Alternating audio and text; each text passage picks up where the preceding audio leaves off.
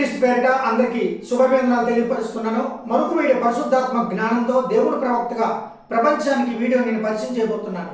ఈ వీడియో పేరు ముఖ్య ఉద్దేశము ఏమిటంటే టర్కీ దేశానికి దేవుడు తీర్పు వచ్చి ఉన్నది. జరగబోయే ప్రవచనం ఇది 35 దేశం. పిరమిడ్ ప్రజలారా చాలా జాగ్రత్తగా వినండి. ఈ వీడియో నేను చెప్పాను కదా, ఇది లాస్ట్ ఫైనల్ అండి. టర్కీ దేశానికి లాస్ట్ ఫైనల్. ఇది సువార్తకి ఇప్పుడు ఎన్ని దేశాలు పెట్టాను? 35 దేశాలు పెట్టా. ఈ 35 దేశాలు కూడా సువార్తకి ఆటంకాల దేశాలండి. ఈ దేశాలన్నీ కూడా సువార్త లేని దేశాలు, దేవుని సువార్త లేని దేశాలు, దేవుని సువార్త అందలేని దేశాలు. కాబట్టి దేవుని తీర్పు వచ్చిందన్నమాట ఈ దేశాల మీదకి. నెక్స్ట్ టార్గెట్ 36వ దేశము ఏమొస్తుందంటే అది సువార్తకి పూర్తిగా నిషేధించబడిన దేశాలు వస్తున్నాయండి. ఇప్పటి వరకు సువార్తకి ఆటంక దేశాలు లాస్ట్ ఫైనల్ బిట్ టర్కీ దేశం. ఇది ఓన్లీ సువార్తకి ఆటంకమే. అంటే ఈ ఆటంకం ఏంటి?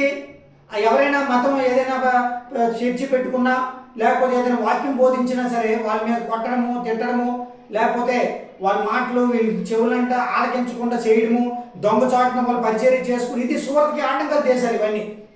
అంటే ఉన్నాయి, చాలా దేశాల్లో ఉన్న చర్చిలు ఉన్నాయి, చాలా దేశాల్లో ఉన్న దేవుని బిడ్డలు ఉన్నారు, చాలా దేశాల్లో ఉన్న ఎన్నో చర్చిలు ఉన్నాయి. కానీ అది బయటికి రాకుండా దొంగతనాన్ని ప్రార్థన చేసే దేశాలు ఉన్నాయి. కొన్ని దేశాల్లో ధైర్యంగా ప్రచారం చేసే దేశాలు ఉన్నాయి.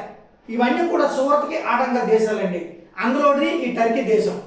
ఈ టర్కీ దేశంలో మరి దేవుడు ఎందుకు తీర్పు సందేశం పంపించాలనుకున్నాడు? దేవుడు ఎందుకు?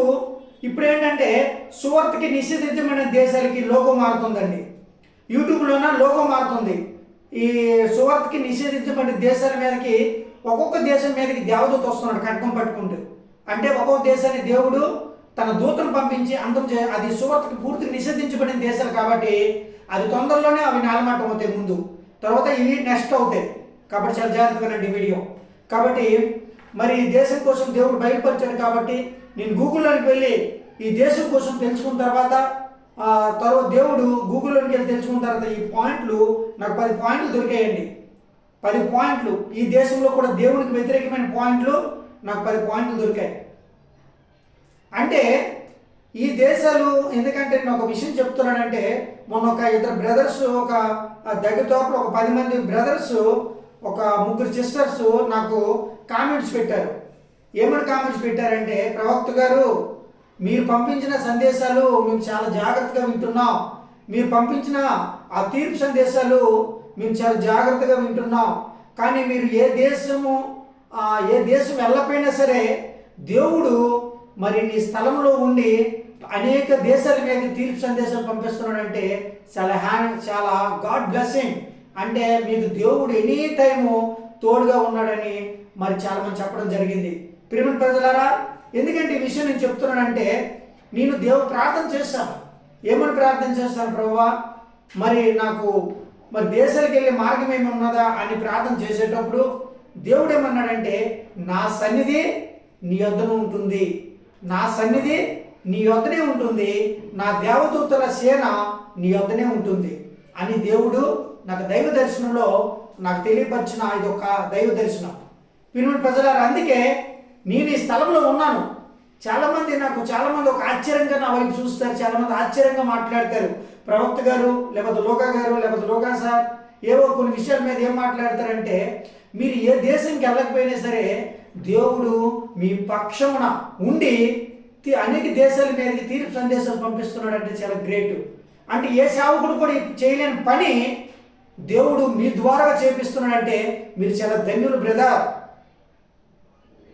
చూసారా ప్రియమైన ప్రజలారా? ఎందుకంటే దేవుని చిత్తము ఈ స్థలంలో ఉందని అర్థం. నేను ఎక్కడ ఉండినా అక్కడ దేవుని చిత్తం ఉంటుందండి. నేను ఏ స్థలం ఉండినా ఆ స్థలంలో కంపల్సరీగా 100% దేవుని చిత్తం ఉంటుంది, 100% అక్కడ గాడ్ సిగ్నల్ ఉంటుంది. ప్రియమైన ప్రజలారా, చాలా జాగ్రత్తగా ఉండండి. ఈ టర్కీ ఎందుకంటే చాలామంది సేవకులు ఉన్నారు. చాలామంది నాకు పాస్టర్స్ కూడా దగ్గర ఒక 30 మంది కూడా నాకు ఫోన్ చేసి ఈ మాటే అడిగారు. బ్రదర్ మీరు దేశాలు తిరుగుతున్నారని అడిగారు ఒక పాస్టర్ గారు. దేశాలు మీరు వెళ్తున్నారా అని అడిగినప్పుడు నేను ఒకటే చెప్తున్నాను, ఇప్పటి వరకు నేను భారతదేశంలో పుట్టాను, భారతదేశంలో పెరిగాను, మరి నేను ఏ దేశం కూడా తిరగలేదు పాస్టర్ గారు అన్నాను. ఒకటే పాయింట్, ఏ దేశం కూడా నేను వెళ్ళలే. కానీ దేవాది దేవుడికి నేను మోకాల ప్రార్థన చేసేటప్పుడు దేవుడు ఆయన దైవ దర్శనంలో ఏమిటంటే అనేక అనేక దేశాల మీద ప్రణాళికలన్నీ కూడా నా నా సన్నిధి నీ యొద్దకు వచ్చి నేను నీ యొద్ద నుండి నేను చెప్పేదను అనే దైవ దర్శనంలో వచ్చింది పాస్టర్ గారు. అందుకే నేను ఏ దేశం కూడా తిరగలే, కానీ ప్రపంచ చరిత్ర నా దగ్గర ఉన్నది. దేవుడు నాకు ఇచ్చాడు అధికారం. ప్రపంచం యొక్క సింహగర్జన మోకాల ప్రార్థన వీరుడు దేవుని ప్రవక్త లూకా అని ఒక బిరుదు ఇచ్చాడు. నేను ఈ స్థలంలో ఉండే బిరుదుని సంపాదించుకున్నా. ఈ స్థలం నుండే ప్రపంచానికి దేవుడు ఒక ప్రవక్తగా దేవుని ప్రవక్తగా నిలబెట్టాడు, ఆయన ప్రవక్తగా నిలబెట్టాడు. ఈ స్థలంలో ఉండే అనేక దేశాల మీదకి తీర్పు సందేశాలు పంపించడం ఒక అధికారం వచ్చింది. ఈ స్థలంలో నేను ఉంటూ అనేకమైన దేవదూతల సమూహం కూడా దేవుడు సేవ చేయడానికి నా చేతిలో పెట్టాడు అని ఈ మాటలు చెప్పాను ఆ పాస్టర్ గారికి. ఆ పాస్టర్ గారు చాలా ఒక వింతగా ఆశ్చర్యపోయి మాట్లాడారు. మీరు చాలా గ్రేట్ ప్రవక్త గారు, మీరు చాలా గ్రేట్ ప్రవక్త గారు. ఎందుకు చెప్తున్నానంటే చెప్పాను కదా, అందుకే ఈ స్థలంలో ఆయన సన్నిధి ఉన్నది, ఈ స్థలంలో ఆయన ప్రణాళిక ఉన్నది, ఈ స్థలంలో ఆయన నిబంధన ఉన్నది, ఈ స్థలంలో ఆయన చిత్తం ఉన్నది, ఈ స్థలంలో ఆయన కృప కూడా ఉంది. కాబట్టి చాలా జాగ్రత్తగా ప్రియమైన ప్రజలారా. అందుకే మరి టర్కీ దేశానికి నాకు ఈ ఆలోచన రాలే. ఇన్ని దేశాల మీద దేవుడు ఎందుకు తీర్పు సందేశాలు పంపించిన ఆలోచన కూడా రాలే.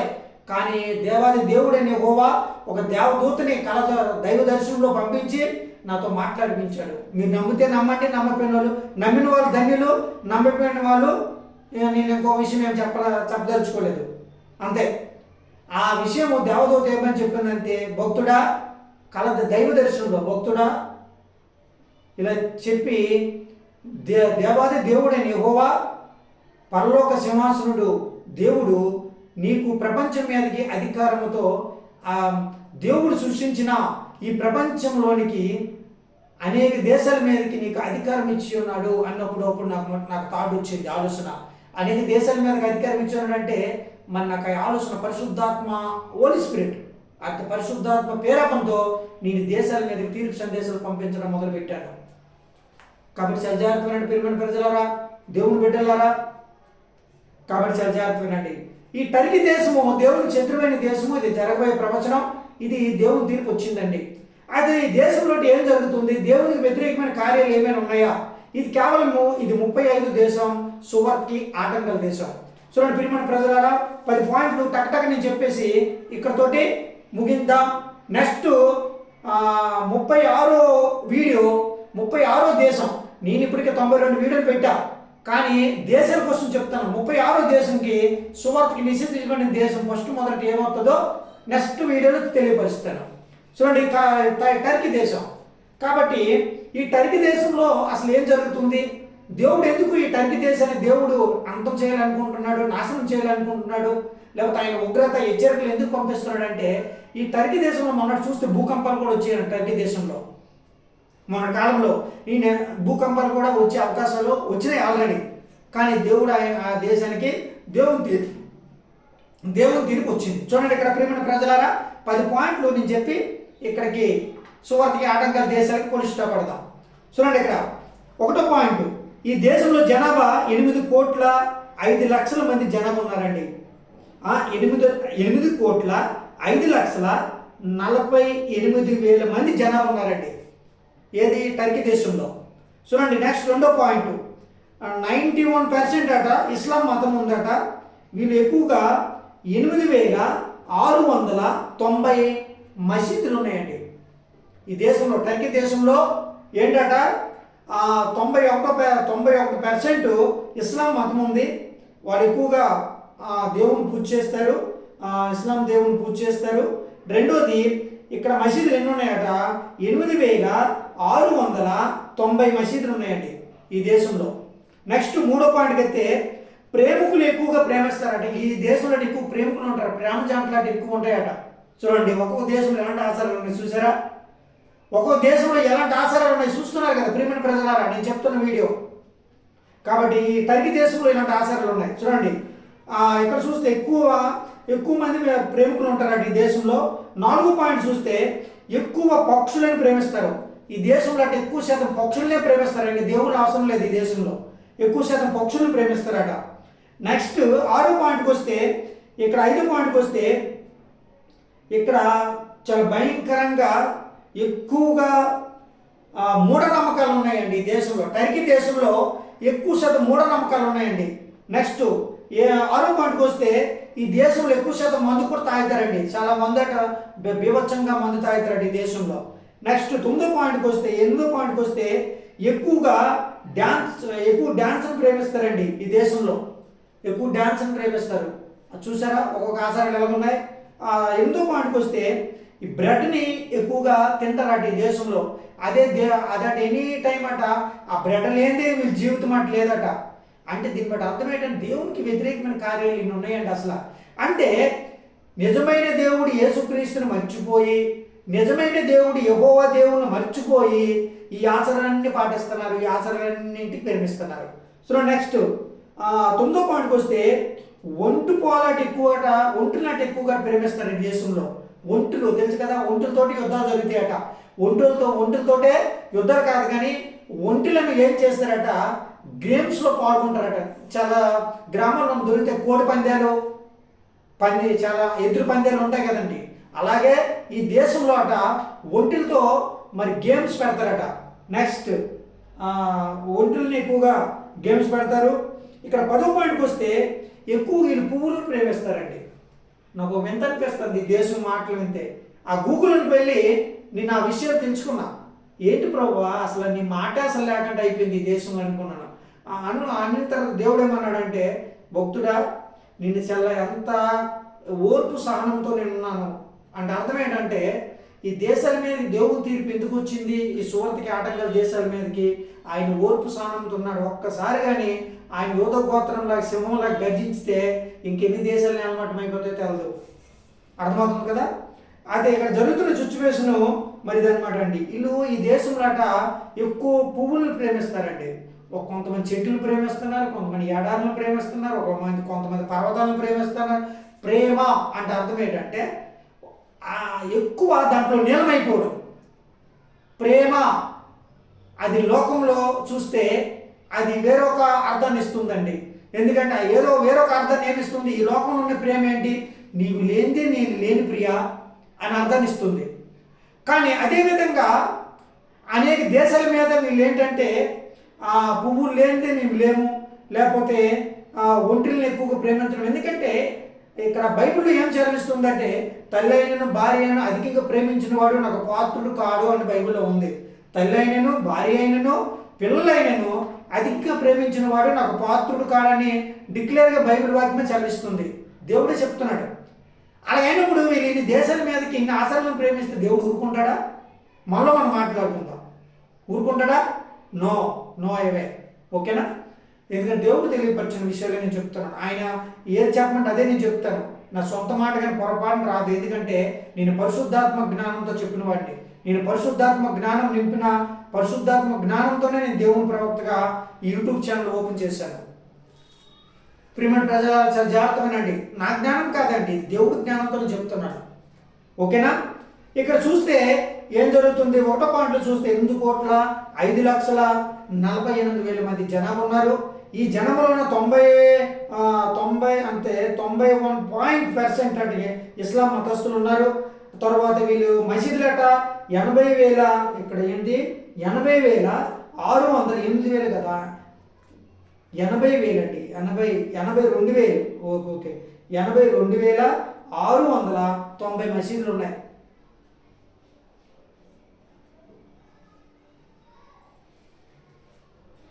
అయితే ఇక్కడ ఎవరో ప్రేమికులు అంటే ఎక్కువ మంది ఇక్కడ ఉంటారు. ఎక్కువ పక్షుల్ని వీళ్ళు ప్రేమిస్తారట. అంటే దేవుడికి ఇంకా ఆశ లేదు ఇక్కడ. దేవుణ్ణి ఇంకా వీళ్ళు కోరుకున్న అవకాశాలు లేవు ఈ దేశంలో. ఎక్కువ మూఢనమ్మకాలు ఉంటాయండి. వీళ్ళు ఇష్టానుసారంగా వీళ్ళు మూఢనమ్మకాలు పెట్టుకుంటారు అనమాట. ఈ దిష్టి బొమ్మలు పెడుతుంటారు చూడండి చాలా చోట్లలోన, అలాంటి వీళ్ళు మూఢనమ్మకాలు పెట్టుకుంటారు. నెక్స్ట్ పాయింట్, ఇక్కడ మందు ఎక్కువగా తాగుతారండి. ఈ దేశంలో ఎక్కువ శాతం మందు తాగుతారు. ఎక్కువగా డ్యాన్స్లు అట్లా వేస్తారట ఈ దేశంలో. మరి ఇక్కడ చూస్తే ఒంటెలను ఎక్కువగా ప్రేమిస్తారు. ఒంటెలతోటి పోరాటాలు నేర్పిస్తారు ఒంటెలకి. ఇక్కడ పువ్వులను ఎక్కువగా ప్రేమిస్తారండి. అందుకే దేవుని తీర్పు ఈ దేశం మీదకి వచ్చింది.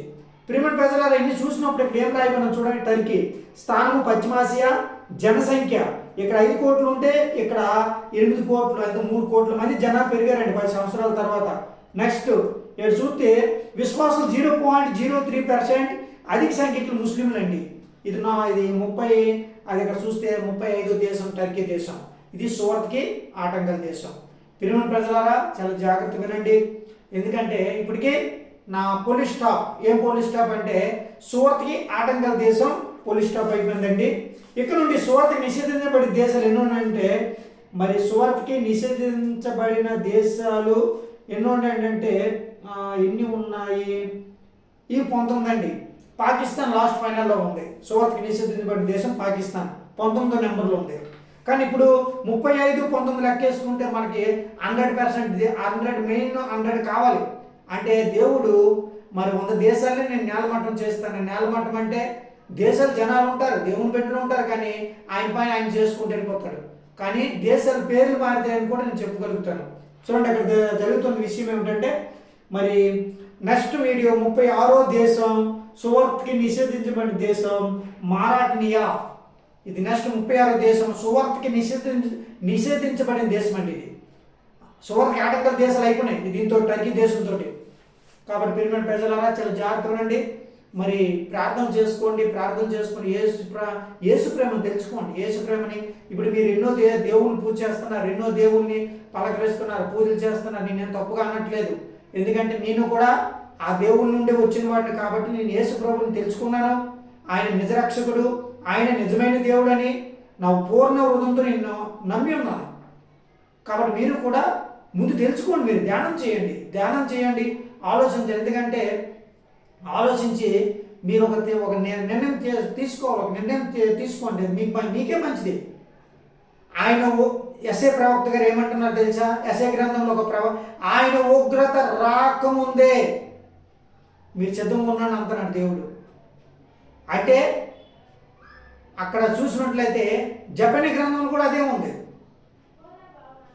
ఆయన ఉగ్రత రాకముందే మీరు సిద్ధంగా ఉండండి.